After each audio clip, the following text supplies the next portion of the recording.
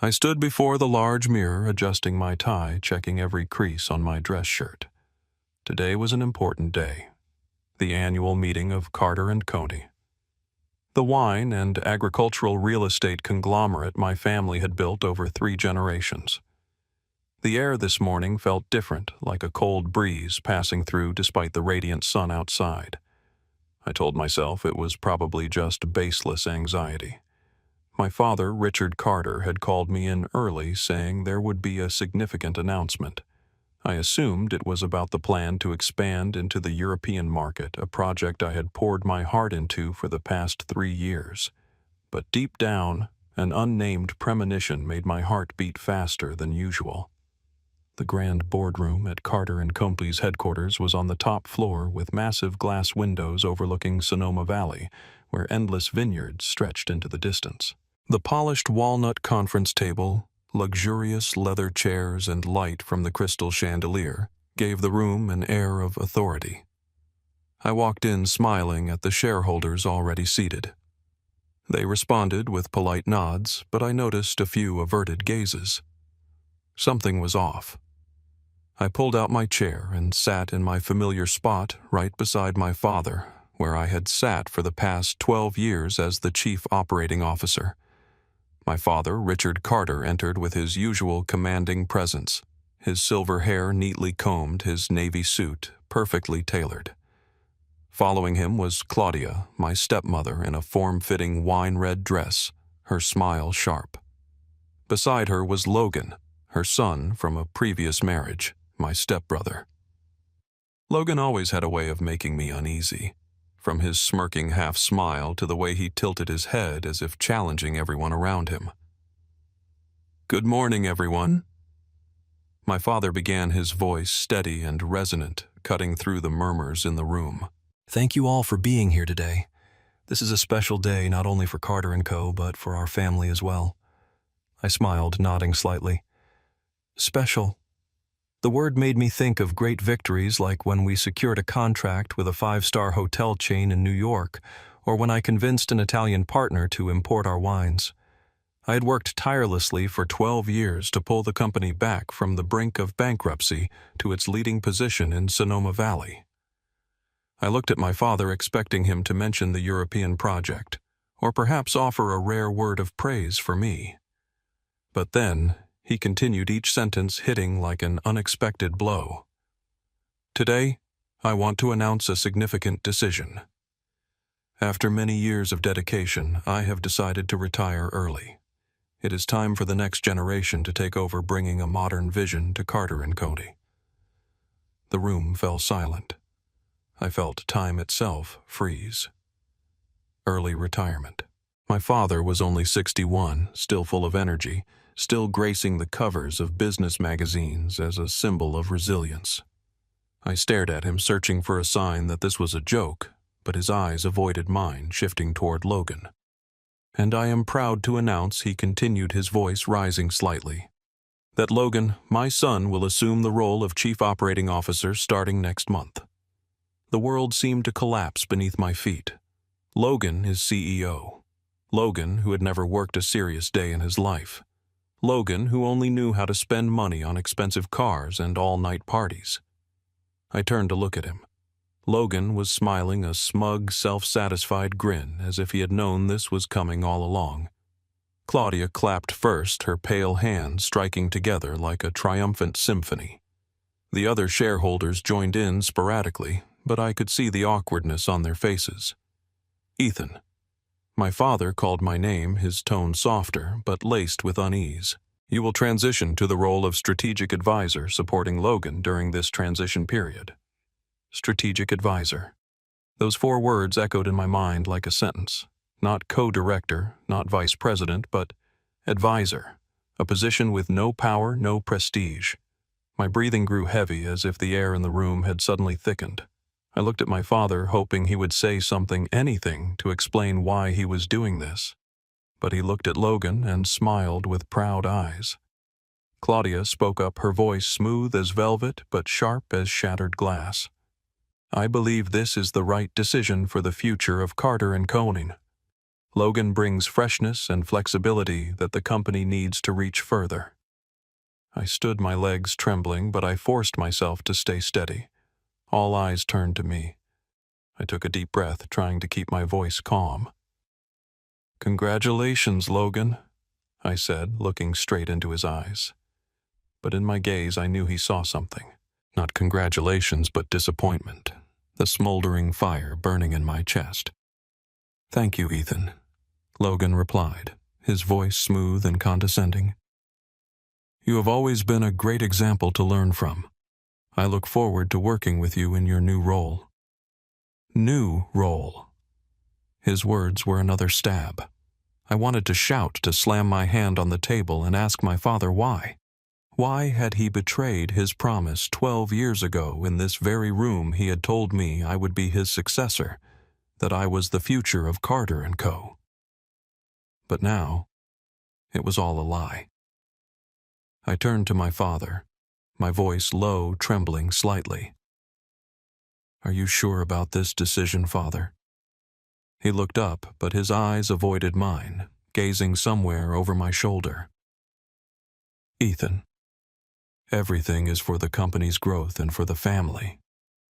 Family. The word made me want to laugh, but my throat tightened. Family. The family he meant was Claudia and Logan, not me. I felt my heart being squeezed, but I would not let myself appear weak. "Not here, not in front of them."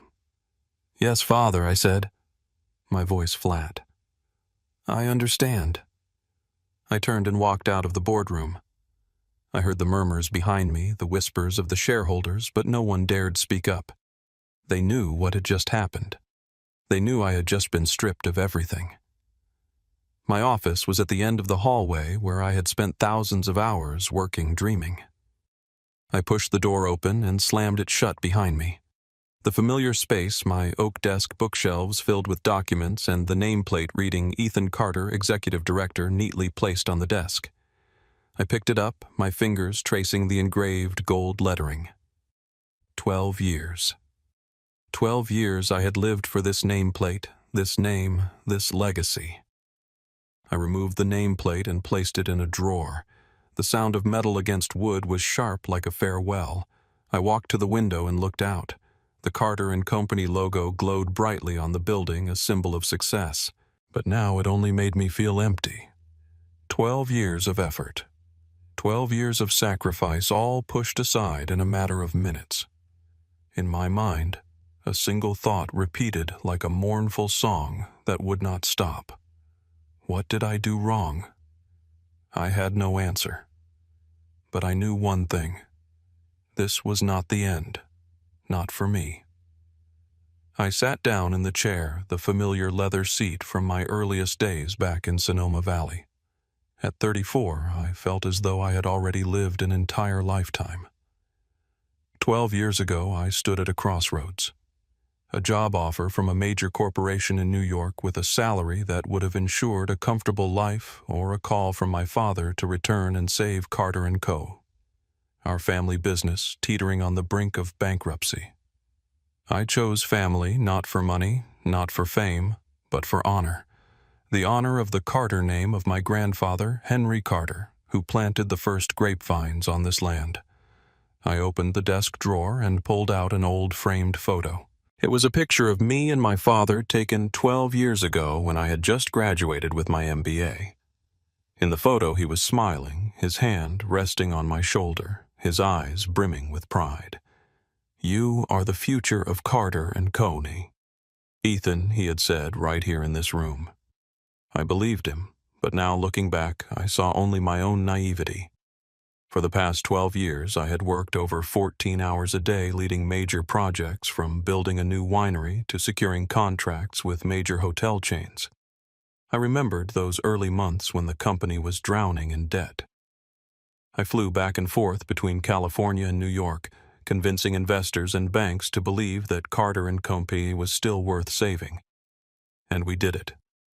From a failing business, I brought it to record profits, transforming the Carter name into a symbol of premium wine in Sonoma Valley. I stood and walked to the window, gazing out at the vineyard stretching under the glow of the sunset.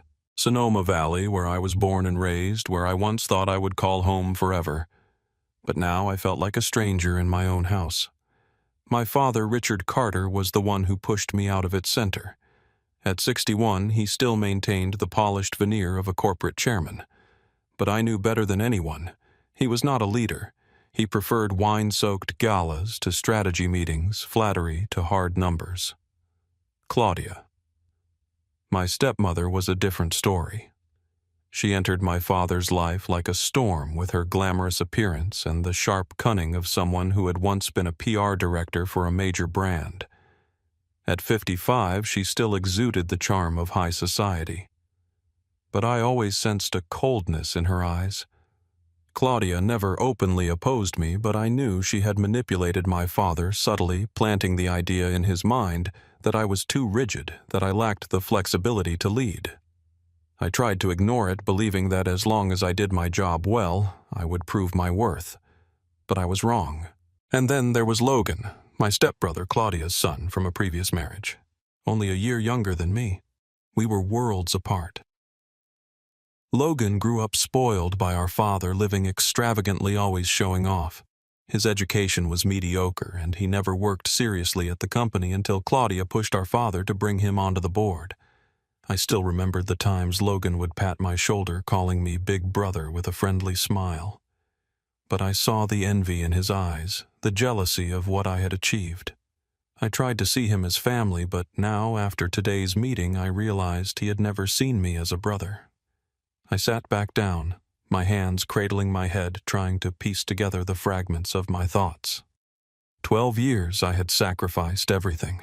I missed birthdays, vacations, chances to live a normal life.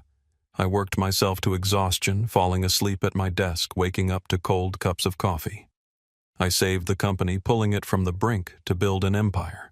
But all I got in return was a strategic advisor role and a declaration that Logan, who had never shed a drop of sweat for the company, was the future. 3 months have passed since that fateful meeting, and Carter & Company is no longer the company I once knew. Logan, in his new role as CEO, has turned the place into his personal playground. I still remember the day he strode into the boardroom, dressed in a pristine suit, a smug smile on his lips, declaring he would usher the company into a new era. I tried to stay calm, tried to believe he might do something worthwhile, but now, seeing the changes he has brought, I only see a cascade of mistakes like dominoes toppling one after another. Logan moved fast, recklessly fast. Within weeks, he replaced a slew of directors, loyal to me with younger faces, people he called his modern team. They were his friends from lavish parties, people who had never set foot in a vineyard or understood the value of a bottle of wine crafted with heart and soul. I vividly recall the day James, our veteran production manager who had worked with me for 8 years, walked into my office, his face pale. "Ethan, we have been replaced," he said, his voice trembling with anger and helplessness. Logan says I do not fit his new vision. All I could do was grip his hand and apologize, though I knew deep down he was not at fault. But that feeling of powerlessness, knowing I could not change a thing, was suffocating. Logan did not stop at personnel changes. He poured money into high-risk real estate ventures, luxury resorts in obscure locations. "We need to expand quickly, Ethan," he once said during a meeting, his tone condescending as if I were some outdated relic. "The era of traditional wine is over. We need to chase trends." I tried to warn him, sitting him down with numbers and charts explaining that the real estate market was unstable, that cutting costs on traditional wine production to pivot to industrial lines would destroy our reputation. But every time I spoke up, Logan would just smile, pat my shoulder, and say, "Ethan, you are too conservative. Leave it to me." Or worse, he would turn to his new directors and say, "Let us note Ethan's input for consideration." I knew those words were just a polite way to brush me aside. My father, Richard Carter, hurt me the most. After retiring, he completely withdrew from the company, handing full control to Logan. He spent his days traveling with Claudia, attending extravagant parties in Paris and Dubai, living the peaceful retirement she spoke of. I tried to reach him. Phone calls, texts, even driving to his sprawling house on the outskirts of Sonoma Valley. But every time I brought up the company's state, he brushed me off. "Logan will handle it, Ethan. Focus on your role."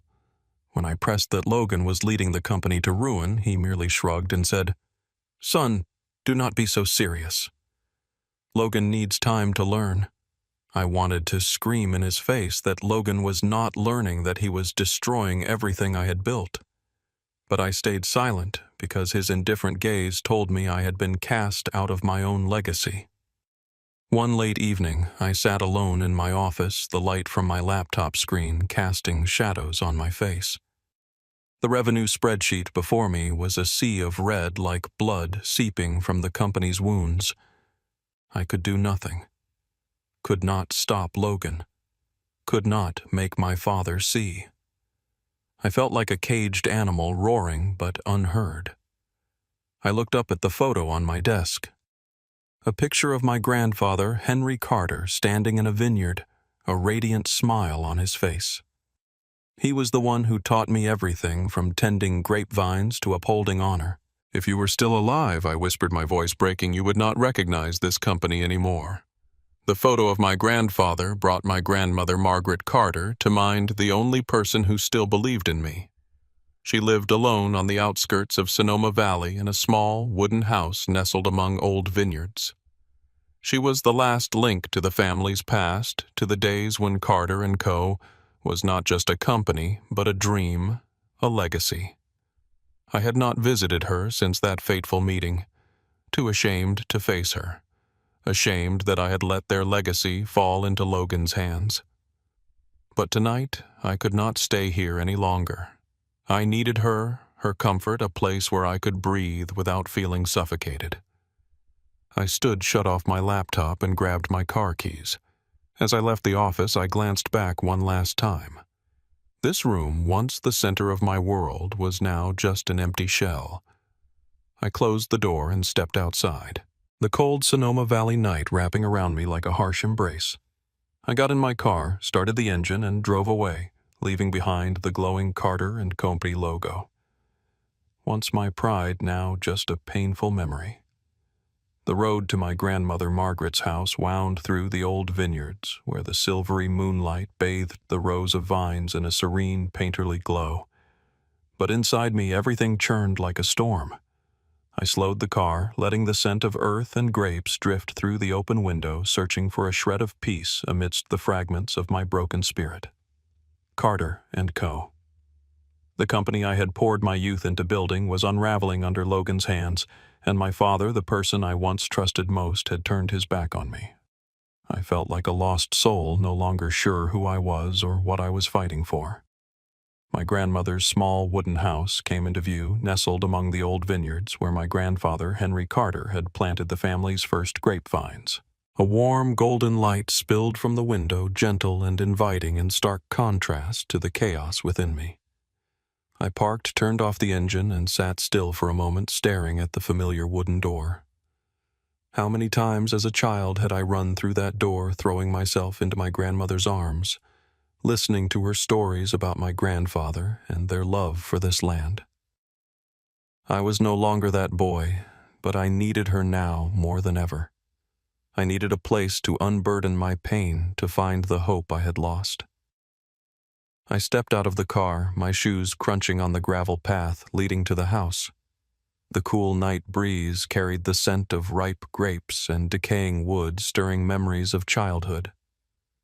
I knocked on the door 3 soft taps and waited. A moment later it opened, and there stood my grandmother Margaret, her small, frail figure slighter than I remembered. She was over 82 now, her white hair neatly pinned up, her gnarled hands trembling as they gripped the doorframe. But her eyes, oh, those eyes still sparkled with the same warmth they held when I was a child, as if nothing in the world could extinguish the fire within her. "Ethan," she said, her voice soft but brimming with love. She gave me a gentle smile, the kind that made it feel like the world stopped spinning. "Come in, my boy." I stepped inside, closing the door behind me. The house was unchanged, the smell of old wood, a faint hint of wine, and family photos lining the walls. A small fireplace crackled, casting light across her face. I noticed how much thinner she had become, her steps slow and careful, steadying herself against a chair. My heart tightened. I knew she had been frail for years, reliant on heart medication. But seeing her now, I truly felt the fragility of time. Yet she still tended the small garden behind the house, still crafted her own wine by hand, what she called the last soul of Carter & Co. I wanted to say something to apologize for not visiting more often, but my throat closed up. She led me to the kitchen where a kettle simmered on the stove. "Sit, dear," she said gently. She poured tea into 2 old ceramic mugs and slid one toward me. I held it, the warmth seeping into my palms, but it was not enough to dispel the coldness in my heart.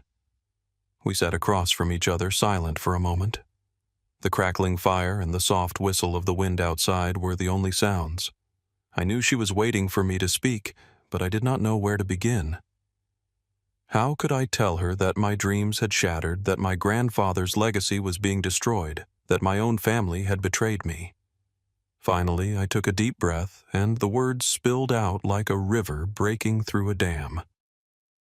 "Grandma," I began, my voice trembling. "Carter & Co. is not ours anymore. Logan, he is ruining everything. He has changed it all. Staff strategies. He does not care about quality or tradition. Dad handed everything to him and will not listen to me. I have tried, Grandma. I have tried to warn them, but no one listens. I feel pushed out, like the 12 years I gave mean nothing." She sat there listening, her frail hands clasped tightly on the table.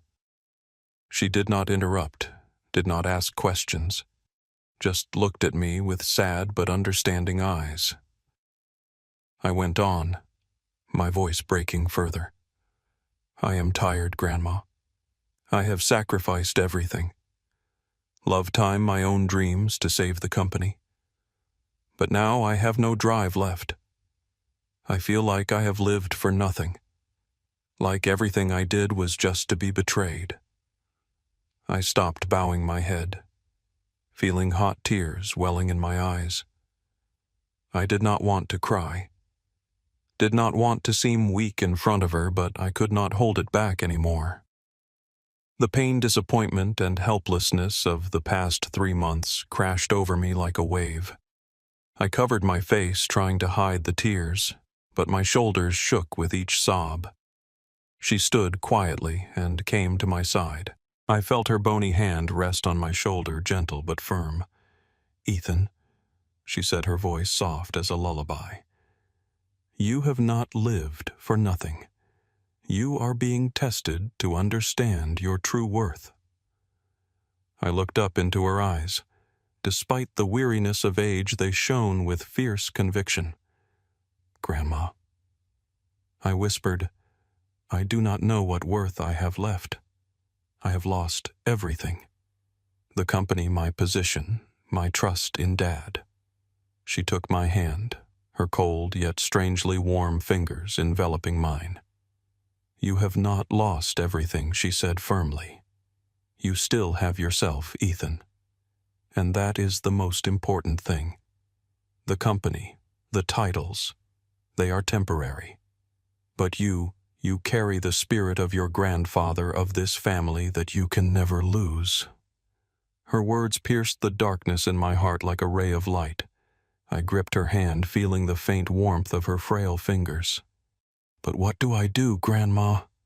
I asked, my voice desperate.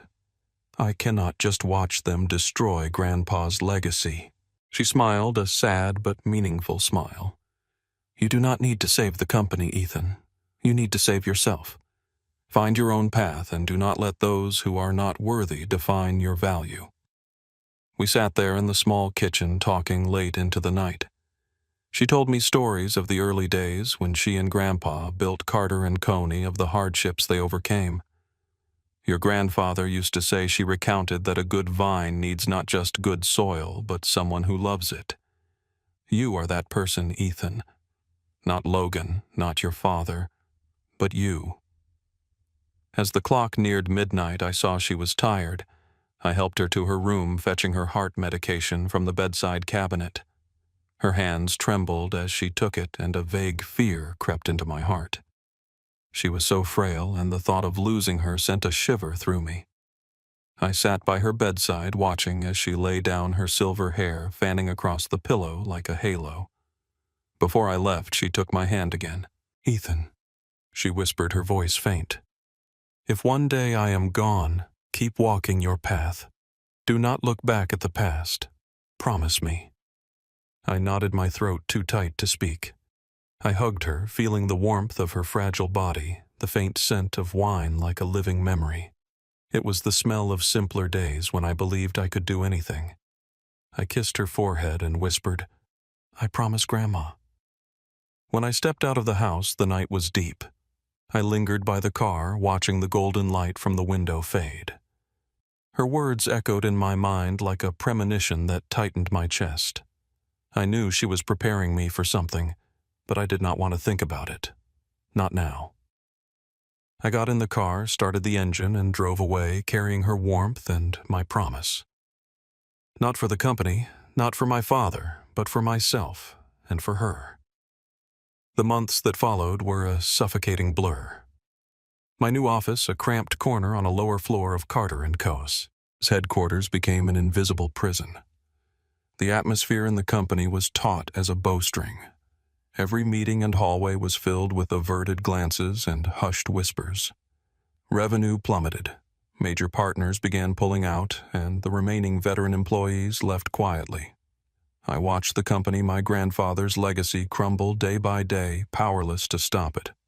I tried writing reports, sending emails, speaking directly to Logan, but it was like pouring water on a duck's back. He did not need my advice. He wanted me gone. Then, on my 37th birthday, a day I had hoped would pass quietly, everything collapsed. I was summoned to the executive boardroom, the room where I once led grand strategies, now Logan's domain. When I walked in, he was seated at the head of the table, a small silver-wrapped gift box beside him, a smug smile stretching across his face. The other directors sat in silence, their eyes avoiding mine as if they knew what was coming. My stomach churned, a foreboding tightness gripping my chest. "Ethan, have a seat," Logan said, his voice dripping with false sweetness. "It is a special day, is it not? Your birthday." He pushed the gift box toward me, his eyes glinting with cruel amusement. A little something from the company. I stared at the box, but did not touch it. "What do you want, Logan?" I asked, my voice cold, masking the trembling within. He laughed a laugh that made me want to punch him. "Relax, Ethan. Just a small change." He paused, glancing around the room to ensure all eyes were on him, then continued. "The board met, and we have decided the strategic advisor role is no longer suitable. You have done well, Ethan, but we need a newer team. So effective today your contract is terminated." The room seemed to hold its breath. I felt the blood in my veins turn to ice as if time itself had stopped. Fired. The word echoed in my mind, sharp and merciless. I looked at Logan at his smug grin, and I understood. This was not a business decision. It was a meticulously planned act of revenge. He wanted to erase me, not just from the company, but from the Carter family legacy. I said nothing. I could not.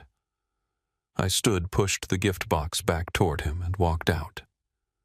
The sound of my shoes on the wooden floor rang out each step like a hammer blow to my pride. I heard whispers behind me, but no one dared call me back. I walked through the hallway, past the paintings depicting Carter and Co.'s history, and into my office for the last time. I did not take much, just a file folder, and the old watch my grandfather Henry Carter had given me. The only thing still tying me to those bygone days. As I left the building, the glow of the Carter and Company logo bathed my face, a bitter farewell. That evening, I drove to my father's house, the sprawling estate on the outskirts of Sonoma Valley, where he lived with Claudia. I did not know what I expected: an explanation, a defense, or just a shred of comfort from the father I once idolized. When I entered the living room, he was seated in an armchair, a glass of wine in hand. Claudia stood beside him, her eyes as cold as ever. "Ethan," he said evenly, "you are late. We are about to head out for dinner." I did not mince words. "Dad," I said, my voice trembling with restraint. "Logan just fired me. He has kicked me out of the company, out of the family legacy. Did you know about this?"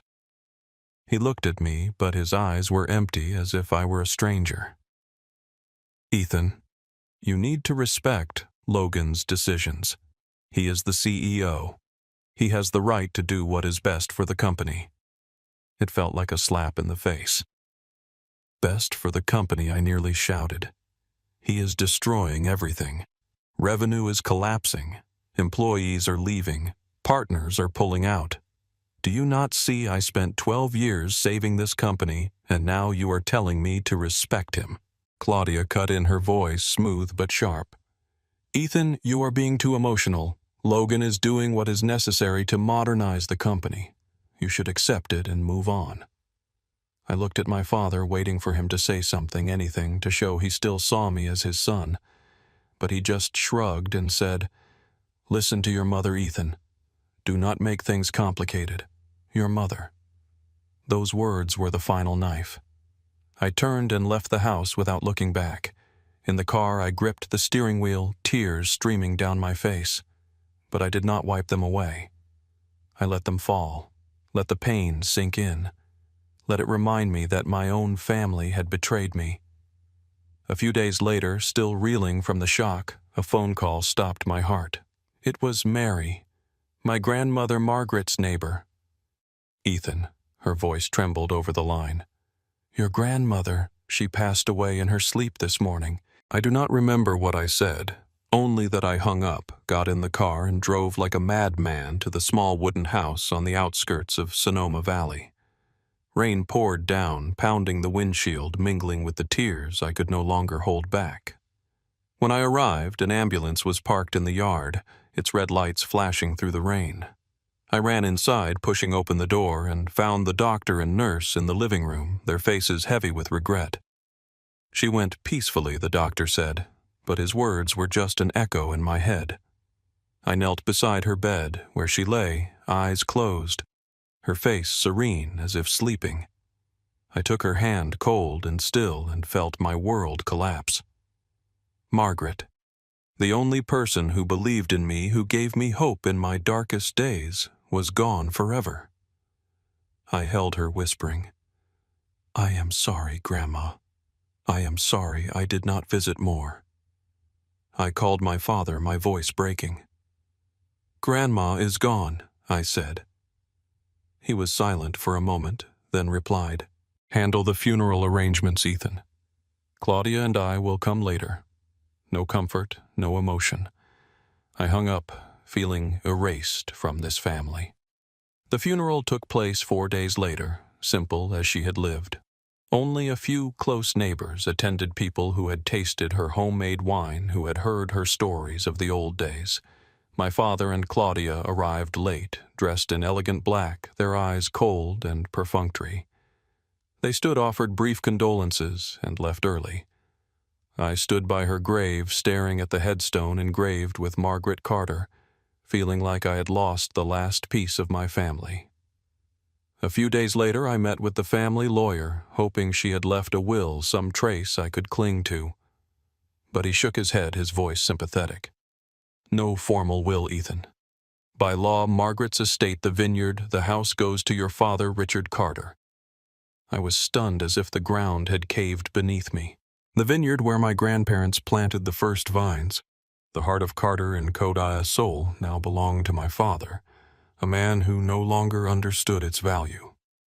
I stood before that vineyard, rain soaking my clothes. I had lost my job, my grandmother, and now the family's memories. I felt like a ghost erased from the Carter lineage. No company, no family, no place to stand. I stood there in the rain clutching my grandfather's watch and wondered, what do I have left? The months that followed were the darkest of my life. I left central Sonoma Valley and moved to a small apartment on the outskirts, a place with 4 bare walls and a creaky old bed. It had no windows overlooking the valley, no scent of ripe grapes or the vibrant light of Sonoma Valley. It was a place to exist, not to live. I cut off contact with my father, Claudia, and Logan. My phone sat silent, no longer buzzing with calls from colleagues or partners. I had once been Ethan Carter, Chief Operating Officer of Carter & Company, but now I was just a name no one remembered. Despite my MBA and 12 years of experience, finding a new job proved harder than I had imagined. The wine companies in Sonoma Valley knew me, but they also knew about the Carter family drama. Some expressed pity, others steered clear, wary of the trouble I might bring. I took on small consulting gigs, market analysis for local wineries, but the pay was meager, barely enough to cover rent and food. Some days I had to sell personal items, a watch and old suit just to get by. Each time I opened my wallet, I felt my self-respect erode bit by bit. But what hurt most was not the financial struggle. It was the sense of losing myself. Every day I drove past my grandmother's old vineyard, now owned by my father. I would pull over by the roadside, staring through the fence at the vine standing resiliently just as she had lived. I remembered her words, "Do not look back at the past." But the past was all I had. I clutched my grandfather's watch, the last relic of those bygone days, and wondered if I had the strength to go on.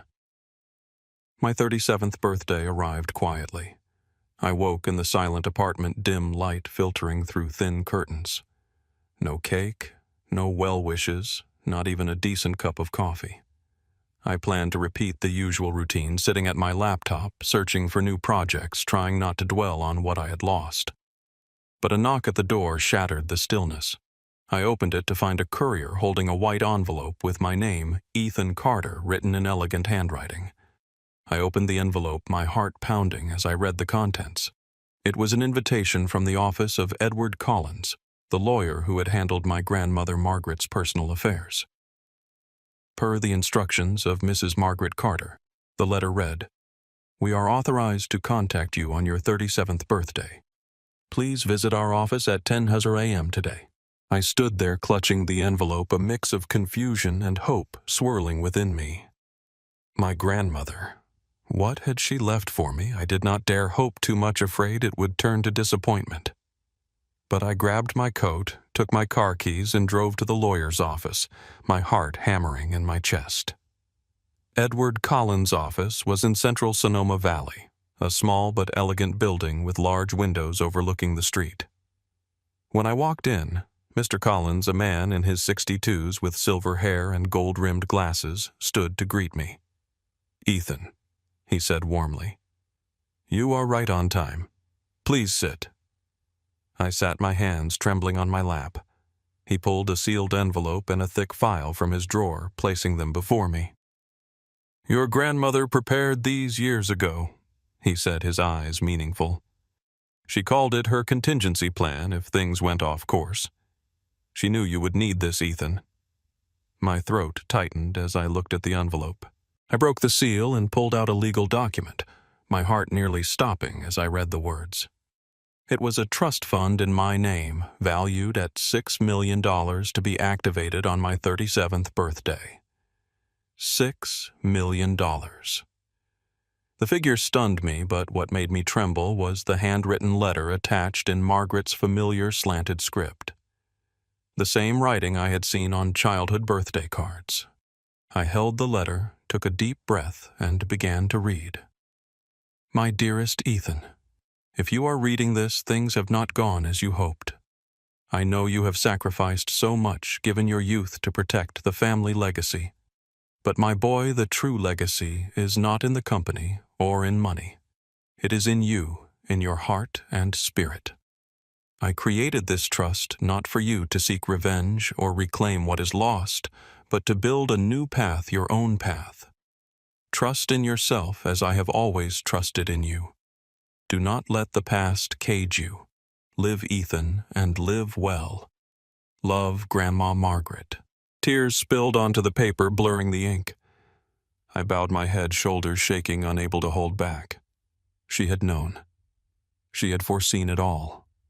My father's betrayal, Logan's hostility, my downfall, and with her wisdom and unconditional love, she had given me a chance to start anew. I clutched the letter, feeling as if she were here holding my hand, telling me I still had worth, still had hope. Mr. Collins sat quietly, giving me time with my emotions. Finally, he spoke. Margaret was an extraordinary woman, Ethan. She always said you were the family's hope. This was her way of ensuring you would not be left behind. I nodded, managing only a thank you. I left the office, carrying the envelope and letter, a spark igniting within me. For the first time in months, I felt I could breathe, could dream, could live again. That afternoon, I drove to the cemetery where my grandmother rested. Her grave lay beneath a large oak, her headstone glinting in the sunlight. I knelt, placing the letter on the stone, and whispered, "Thank you, Grandma, for believing in me, for giving me this chance. I promise I will not let you down." I stood gazing at the sky, a new energy coursing through me. The $6 million was not just money. It was trust. Love Margaret's true legacy. I would use it to rebuild, not for revenge, but to prove I was Ethan Carter.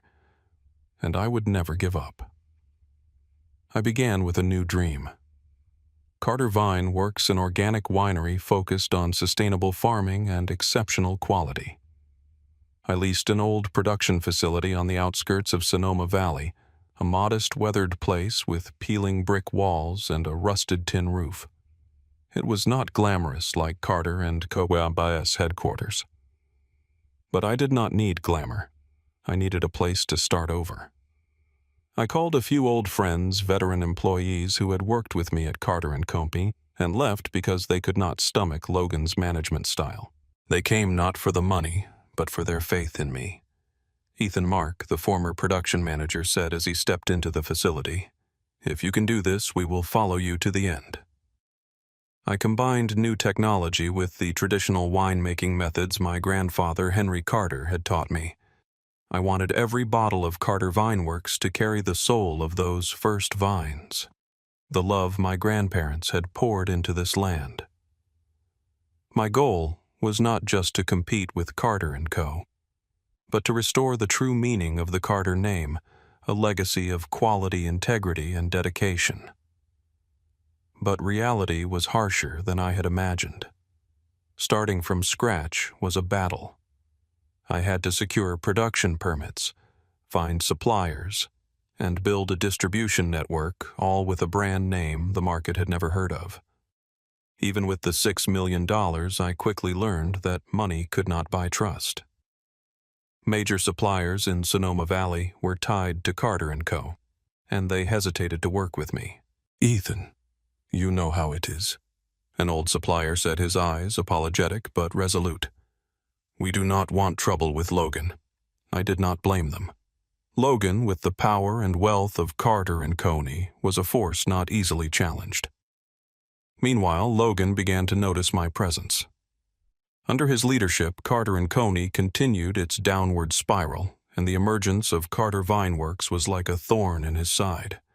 I heard rumors that Logan was using his influence to block my path.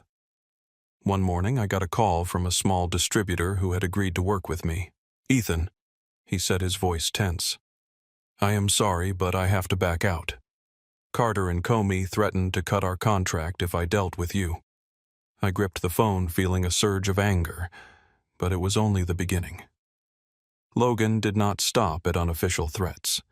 He spread rumors that I was using old Carter & Company recipes and data, accusing me of trademark infringement.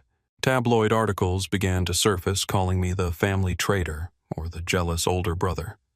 Worse, I received notices from tax authorities and product regulators demanding inspections of Carter Vine Works licenses and production processes. The audits dragged on for weeks, halting production, delaying orders, and piling on financial pressure. I knew without proof that Logan was behind it all. This was not just competition. It was a personal war. Some nights I slept at the facility on an old chair, too exhausted to go home, working to fulfill the few orders we had left. I was drained, my eyes sunk in my hands, trembling as I inspected each bottle. Financial strain forced me to sell a portion of Carter Vine Works shares to a small investor, a move that felt like losing a piece of my dream. My small team, Mark, Sarah, and a few others, was my greatest source of strength. They stayed not for the paycheck, but because they believed in me. Ethan Sarah said one day as we inspected a new batch of wine, "You are the real leader, not Logan, not anyone else. You." Her words were like medicine, giving me the will to keep going despite my weary legs. After nearly 6 months of perseverance, a small ray of light broke through the storm. A local restaurant chain agreed to distribute Carter Vine Works wine. They tasted Margaret Reserve, the organic wine I named in honor of my grandmother, and they loved it. For the first time in months, I smiled genuinely, my heart a little lighter. This small success caught the attention of the local media. An article in the Sonoma Valley Register called me the betrayed man rising from the ashes. My story, from fired COO to an entrepreneur chasing an organic wine dream, spread, and Margaret Reserve became a symbol of quality and resilience. But this success also ignited Logan's fury. He launched a news smear campaign, hiring bloggers and small publications to claim I was riding the Carter brand for fame. One article even called me a recipe thief, suggesting I had stolen trade secrets from Carter & Co. I read those words, my blood boiling, but I held back. Many urged me to sue Logan or speak out publicly to defend my honor. "You cannot let them slander you like this," Mark said, his voice thick with anger. But I shook my head. "Our actions will speak for us," I replied. "If I sue, it will only prolong the drama. I want them to see Carter Vine Works stand tall, not because of words, but because of quality." I focused on every detail, overseeing each bottle, each vine, ensuring every Carter Vine Works product was perfect. I believed that kindness and dedication would outlast Logan's lies. And deep down, I knew one thing. The more fiercely he attacked, the more it proved I was on the right path. Every slander, every audit, every canceled order only fueled my resolve. I was not fighting to bring him down. I was fighting to prove that I, Ethan Carter, was more than just a name in the family. I was the bearer of my grandparents' true legacy.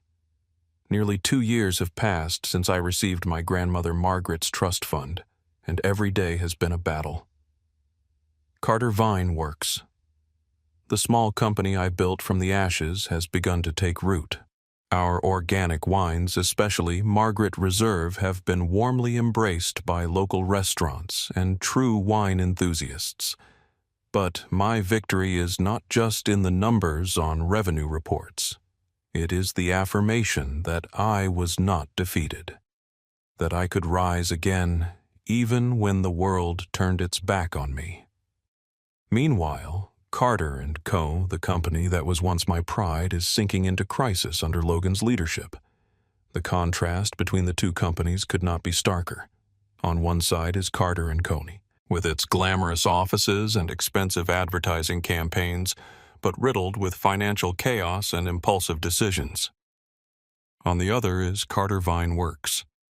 Small, modest, but resilient, honest, and steadily growing. Every bottle we produce is a declaration. Quality and dedication will always triumph over vanity. I have heard rumors about Carter & Co. through the press and old friends. Revenue has plummeted. Major partners have pulled out, and employees continue to leave. Logan's high-risk real estate ventures have failed, leaving behind massive debts. He tried to mask it with lavish advertising campaigns, but the truth cannot be hidden forever. One morning, I opened the Sonoma Valley Register and saw a bold headline: Crisis at Carter and Comey Family Legacy on the Brink of Collapse. The article detailed Logan's mismanagement, his extravagant spending on cars, yachts, and unnecessary parties. I read it, but I did not feel vindicated. Instead, a deep sadness settled in. This was once my company, my grandparents, my family's. Now it is just an empty shell. My father, Ethan Carter, finally realized his mistake. I started receiving messages from him, short, pleading texts. "Ethan, we need to talk. Son, meet with me." But I did not respond. I could not. Every time I saw his name on my phone screen, I remembered his indifferent gaze when I was fired. When I questioned him about Logan, I sent one reply. "You know what led the company to this point?" Then I turned off my phone, unwilling to hear his excuses. Ethan began facing pressure from investors and the media. The Carter family's reputation plummeted. Claudia, as usual, tried to pin the blame on me. She appeared on a local talk show, her sharp smile and dramatic tone in full display, claiming I had betrayed the family by starting Carter Vineworks to compete with Carter and Comey. Ethan was always jealous of his brother, she said, her eyes gleaming like an actress on stage. But the public was not fooled. The evidence from financial reports to former employees' testimonies pointed to Logan's incompetence. Claudia could manipulate my father, but she could not manipulate all of Sonoma Valley. I stayed silent. The press repeatedly reached out wanting to interview me about the Carter family feud, but I declined every offer. I did not want to turn my story into a cheap drama. Instead, I focused on Carter Vineworks. On the quality of our products, I launched a new wine line, Henry's Legacy, in honor of my grandfather. Each bottle was a perfect blend of tradition and innovation. My grandfather's handcrafted methods combined with modern technology. When the first bottles of Henry's Legacy hit the market, they sparked a sensation. Restaurants, hotels, and even some international distributors took notice. An article in Wine Spectator called Henry's Legacy, a symbol of tradition and innovation coexisting. I read it, my heart pounding, not with pride but with the knowledge that my grandfather somewhere was smiling. Carter Vineworks' success was not just a personal victory. It was a declaration that I, Ethan Carter, was the true Carter, as the press began to call me. International investors reached out proposing partnerships to export our wine to Europe and Asia. I received calls from Italy, France, Japan, places I had once dreamed of bringing the Carter name to when I was at Carter & Co. Each new contract, each compliment from a client was a brick in the foundation of my new legacy. But I remained humble, never mentioning Logan or my father in conversations. I wanted my actions to speak, not my words. Meanwhile, Carter & Company entered an inevitable collapse. An independent audit was conducted and the truth was shocking. Logan had manipulated finances, falsified profit reports, and used company funds for personal expenses. He had spent millions on cars, lavish vacations, and even a Miami condo no one knew about. Shareholders were furious, demanding his removal as CEO. An emergency meeting was held and Logan was replaced by an interim director, an outsider hired to salvage what remained. I heard the news through an old friend, but I did not feel joy. Instead, I felt regret for the company, for the legacy, and for Logan, who had dug his own grave. Many of Carter & Co.'s former clients began turning to Carter Vineworks.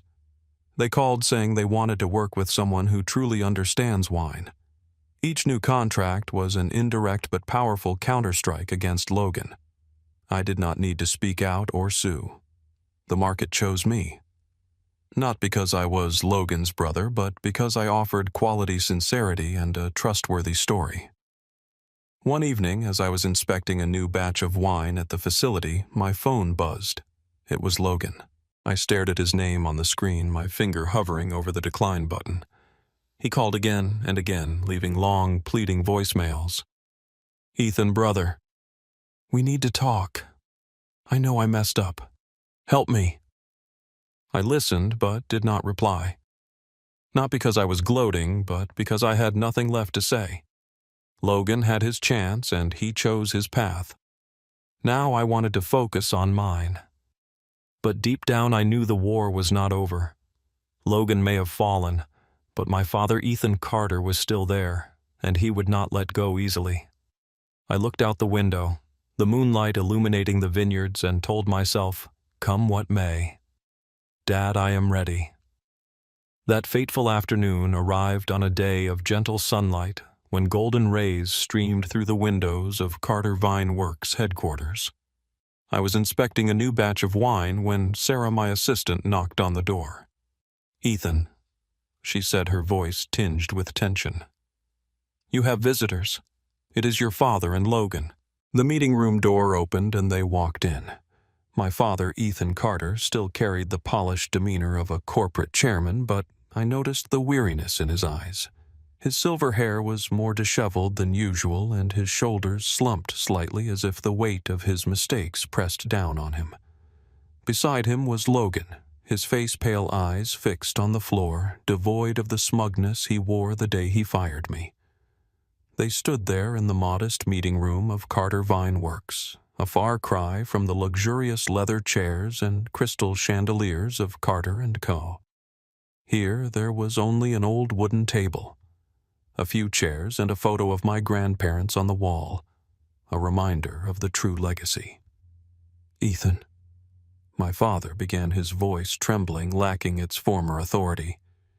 "Thank you for agreeing to meet us." I nodded, saying nothing, my gaze cold but composed. I pulled out a chair, gesturing for them to sit. The air was thick with tension, each passing second, heavy with the promise of a storm about to break. Logan sat silently, hands clasped tightly in his lap, unable to meet my eyes. My father cleared his throat, trying to regain his composure, but I saw the desperation in his expression. "Ethan," he continued, "Carter & Comey is in trouble. The shareholders have removed Logan from the company. It is on the brink of bankruptcy. We need you. We need you to save the family legacy." I stood and walked to the window, gazing out at the Sonoma Valley vineyards. "Dad," I said, my voice even but icy, "you chose Logan. You said he was the future of Carter & Co. Now you are here asking me to save the company you let him destroy. How do you think I feel?" My father bowed his head, his hands trembling on the table. "Ethan, I was wrong," he said, his voice nearly a whisper. "I let Claudia manipulate me, let emotions cloud my judgment. But you are my son. You are the only one who can save the company." "I will save it," I said firmly, making them both look up at me. "But not for you, and not for you, Logan. I will do it for Grandpa, for Grandma, for what they built. But I have conditions." My father frowned, his eyes wary. "What conditions?" he asked. I stepped back to the table, placing my hands on the wood, looking straight into his eyes. "I will merge Carter & Company into Carter Group Holdings, creating a unified corporation. I will take full control of operations, restructure the company, and save it from bankruptcy. In return, you transfer all your shares to me. All of them." The room fell into a deafening silence. My father's jaw dropped, his face paling as if he had been slapped. "Ethan," he stammered. This is the family's company." "Family," I shot back, my voice like ice. "The family that fired me turned its back on me. Let Logan destroy Grandpa's legacy. I am not doing this for revenge, Dad. I am doing it to restore what this family was meant to stand for. Not hollow prestige, but real value." Logan shot up, his face flushed with anger. "You are exploiting this to take everything," he shouted, pointing at me. "You have no right.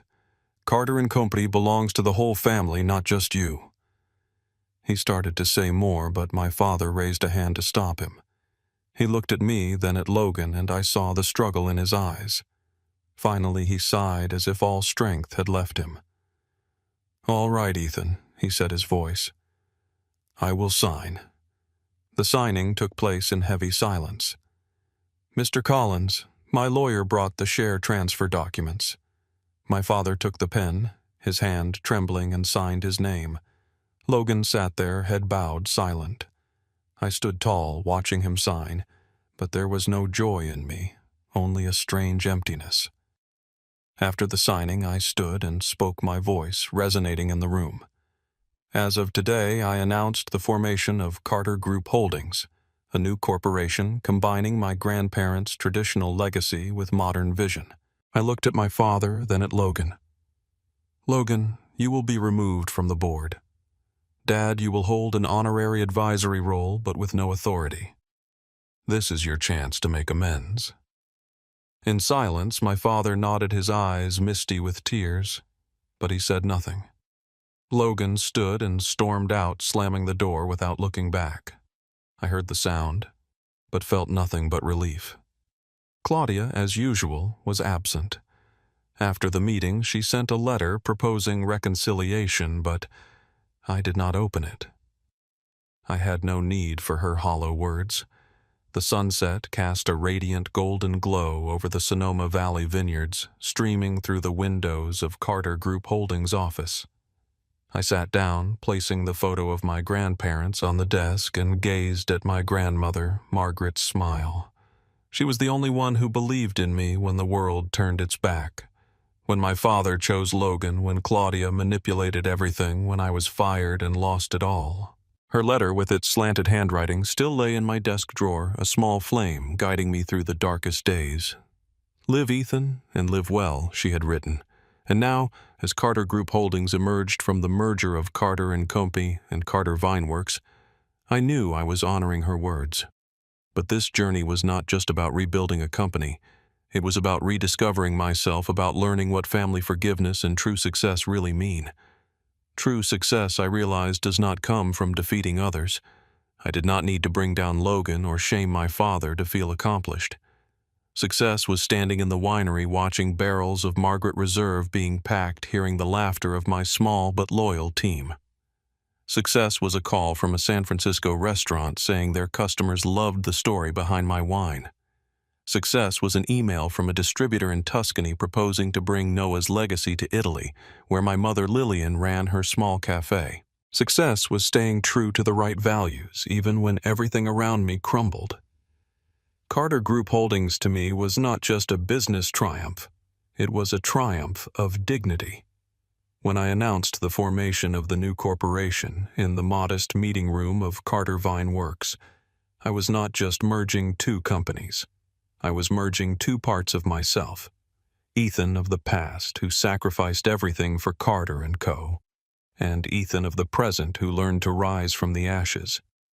Every bottle bearing the Carter Group Holdings name was a reminder that I had overcome the darkest days, that I had not let the past define me.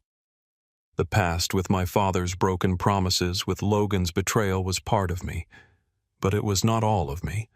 How I stood up, how I rebuilt that, is what defined who I am. I remembered my mother's words.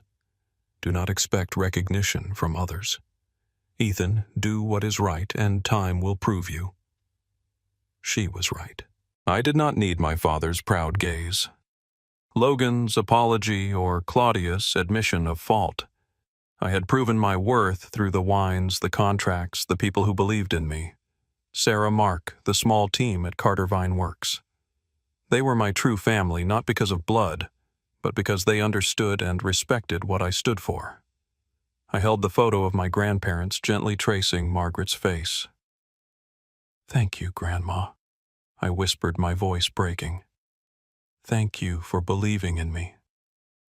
She had foreseen it all. The betrayal, the collapse, and my resurgence.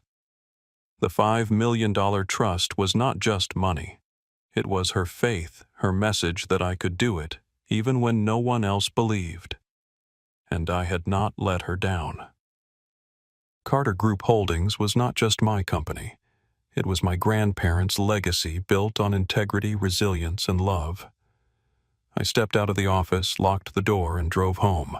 The familiar road wound through the vineyards, the scent of earth and ripe grapes drifting through the open window. I thought of my mother, her small cafe in Florence, Italy, and promised myself I would visit her soon. I thought of my grandparents, the first vines they planted their love for this land. And I thought of myself, Ethan Carter, who had lost everything, but found so much more. Under Sonoma's star-filled sky, I knew I had lived as Margaret urged to live and live well, not to prove anything to anyone, but to prove it to myself. And that I knew was the greatest victory of